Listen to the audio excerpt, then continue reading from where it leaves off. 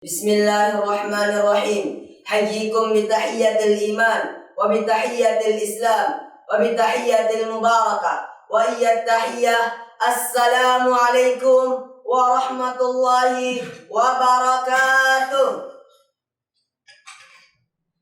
Innal hamdalillah wa inna syukra lillah wa inna thanaa kullahu lillah. Ahmaduhu wa ashkuruhu wa atubu ilaihi wa astaghfiruh. Ya Rabbana lakal hamdu tarda wa lakal hamdu idza radita wa lakal hamdu ba'da ridha. Asyhadu an la ilaha illallah wa asyhadu anna Muhammadan abduhu wa rasuluh wa syafi'uhu wa khaliluh wa akhiratuhu min khalqihi ajma'in. Ballagha risalah wa 'adda al-amanah wa nasaha al-ummah wa kashafa Allahu bihi al-ummah wa jahada fillahi haqqa jihadi hatta tarakna al-mahajjata al-bayda layyuha kana hariha la yazidu anha illa halik. Amma ba'd. Ma'asyiral muslimin rahimakumullah jami'an.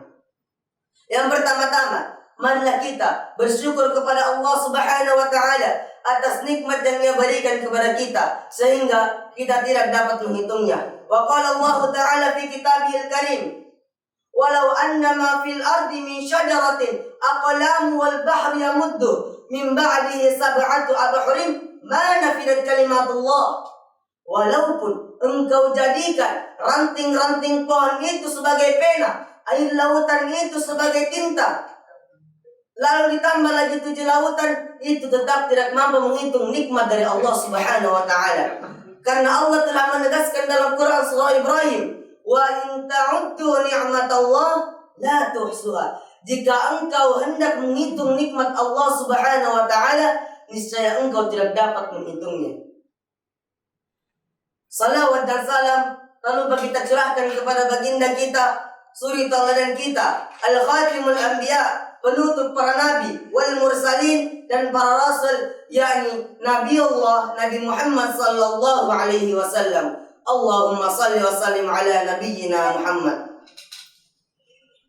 yang telah memperjuangkan agama yang hak, mulai dari meneteskan keringat, meneteskan air mata, hingga meneteskan darah. Ia korbankan demi menegakkan kalimat tauhid la ilaha illallah di atas permukaan bumi ini.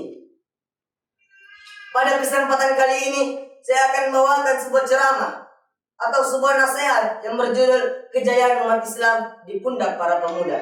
Pepatah Arab mengatakan, syabab muslim rijalun qadan.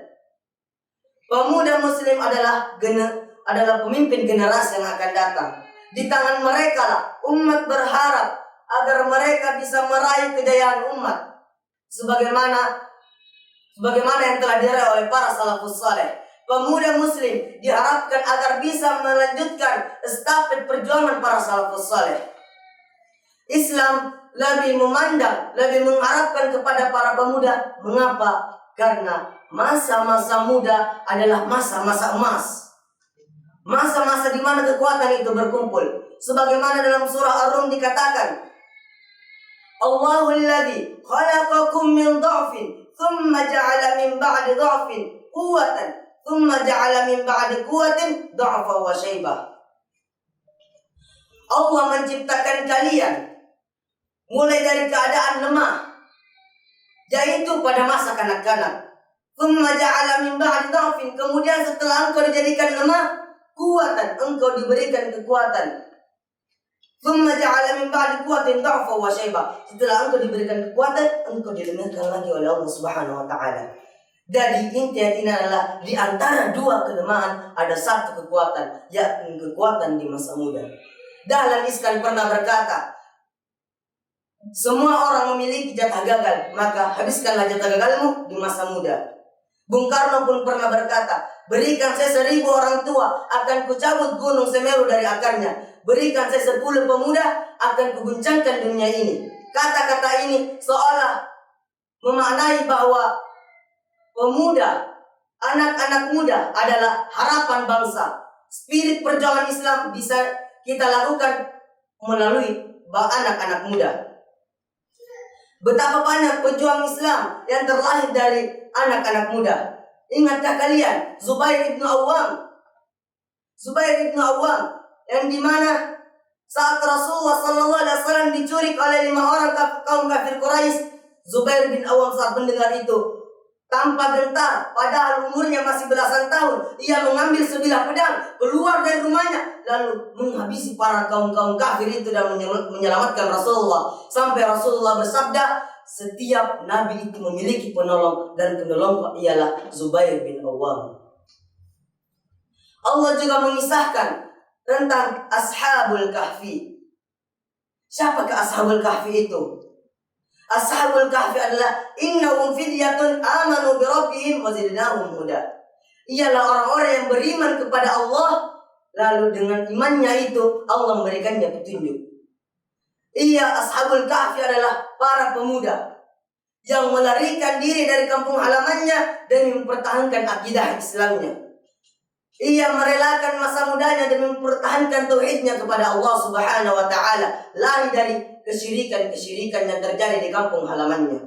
Untuk itu, wahai pemuda-pemuda Islam, mari kita kembali ke jalan Allah Subhanahu wa taala untuk menegakkan agama yang hak, yakni dinul Islam. Lalu kemudian mari kita rebut kembali kejayaan umat Islam yang sempat dipegang oleh orang-orang kafir selama berabad-abad lamanya. Ma'asyiral muslimin rahimakumullah jami'an.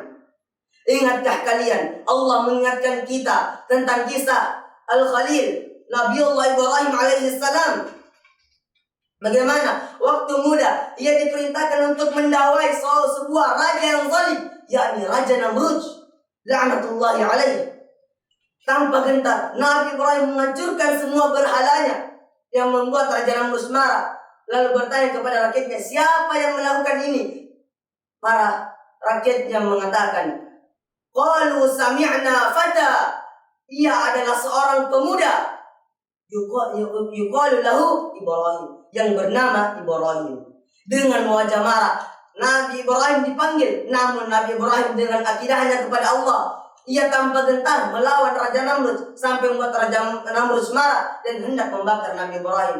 Namun dengan tauhidnya Nabi Ibrahim kepada Allah Subhanahu wa taala, ia hanya berzikir di tengah-tengah kobaran api, sehingga membuat Allah mengatakan kepada api itu, barda wa salaman ala Ibrahim, padamlah engkau, dinginlah engkau, dan buatlah keselamatan atas Ibrahim. Lalu demikian pula kisah Nabi Yusuf alaihi salam yang dikatakan dalam Al-Quran sebagai ahsanal qasas, kisah-kisah terbaik. Kisah-kisah adalah kisah-kisah terbaik, di mana saat ia digoda oleh istri raja itu mengatakan, hai talak, setubuhilah aku. Tetapi Nabi Yusuf alaihi salam mengatakan, ma'adallah, saya takut kepada Allah. Ia mempertahankan akidahnya kepada Allah. Sebenarnya Nabi Yusuf saat itu nafsunya bergejolak. Ia bisa melakukannya, tapi karena ketakutannya kepada Allah, ia ingin menjaga tauhidnya kepada Allah, ia ingin menjaga akidahnya kepada Allah, sehingga ia mengatakan ma'adallah, saya takut kepada Allah Subhanahu wa taala. Ma'asyiral muslimin rahimakumullah. Sekian yang dapat saya sampaikan. Bila ada kesalahan mohon dimaafkan. Karena kullu bani Adam al-khatta'un wa khairu khatta'un at-tawwabun. Setiap anak cucu Adam yang melakukan kesalahan, setiap orang cucu Adam pasti pernah melakukan kesalahan, dan sebaik-baik orang yang melakukan kesalahan ialah orang-orang yang bertaubat. Akhirul kalam, wabillahi taufiq wal hidayah. Wassalamualaikum warahmatullahi wabarakatuh.